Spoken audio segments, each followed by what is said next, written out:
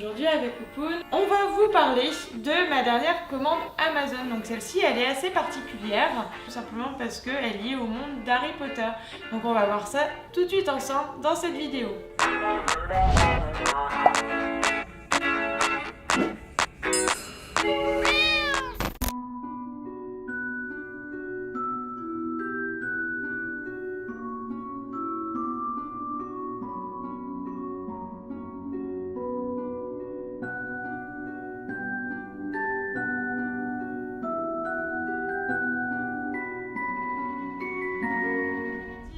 Maintenant, on va découvrir ensemble ces pinceaux. Asio pinceau. Asio pinceau. Asio pinceau. Asio pinceau. Donc en fait, si vous voulez, je les ai commandés sur Amazon. Cela dit, moi quand j'ai reçu donc le colis, j'ai vu que les pinceaux étaient dans une petite pochette de la marque Storybook Cosmetics. Je me suis dit bon, regardez ce que c'est, donc je suis allée voir un peu sur internet. De toute façon, je vous mettrai le lien en description. C'est un site, vous l'aurez compris, donc lié tout ce qui est maquillage. Et en fait, c'est voilà. C'est un site dédié au maquillage, inspiré donc de contes de fées. Donc dessus, on y retrouve des pinceaux sous forme de rose, des différentes baguettes de mages, du Seigneur des Anneaux ou autre. Enfin vraiment, il y a de tout. Et bon, alors honnêtement, je les ai pas trouvés dessus. Moi, je suis vraiment passée par un revendeur d'Amazon. Mais on voit qu'effectivement, on est bel et bien dans le même univers. Donc c'est parti, maintenant on va déballer les pinceaux. Donc déjà, la petite pochette, elle est en velours. Petite pochette de protection, je la trouve super mignonne. Alors donc, nous avons 5 pinceaux, 5 baguettes de mage. C'est Harry Potter, donc on va voir. Donc déjà, premier aspect, ils sont plutôt lourds pour des pinceaux, je trouve. Surtout pour des pinceaux yeux. On voit que c'est pas du tout du bois, hein. On doit être sur quoi? Sur de l'acier, avec effectivement l'embout. Donc oui, on est d'accord, quand on utilise un pinceau de maquillage, on va toujours l'utiliser sur l'extrémité. Un peu comme une baguette magique au final. Donc j'ai un pinceau boule, un pinceau langue de chat qui pourrait me servir donc à utiliser de l'anti-cerne ou alors effectivement du rouge à lèvres, ou même des fards pailletés.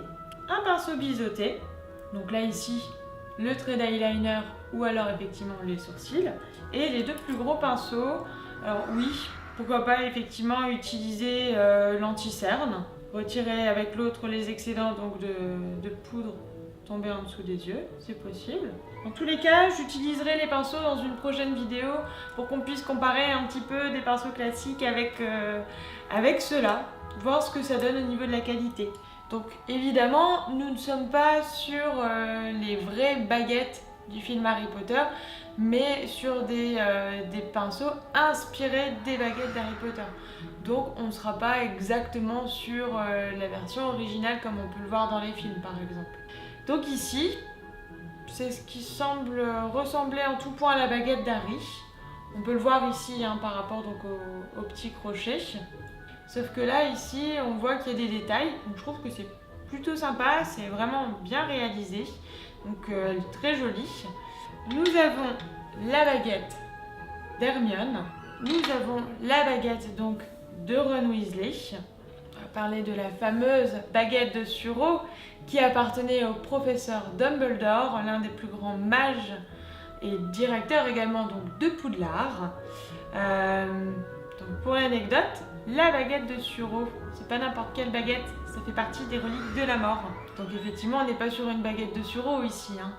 On est toujours sur de l'inox. Mais pour le coup, elle est plutôt jolie, bien réalisée, j'aime beaucoup cette baguette. Et là, on va passer sur ma préférée, et de loin, c'est celle de Voldemort, celui dont on ne doit pas prononcer le nom. La baguette, comme vous pouvez le voir au niveau du design, elle est super jolie. À s'y méprendre avec celle du film, je trouve. Donc en tout cas, moi je suis super ravie de ces pinceaux, je les trouve super jolis. Ils sont tous aussi beaux les uns que les autres, avec évidemment ma préférence pour les baguettes des deux grands mages, évidemment. Hein.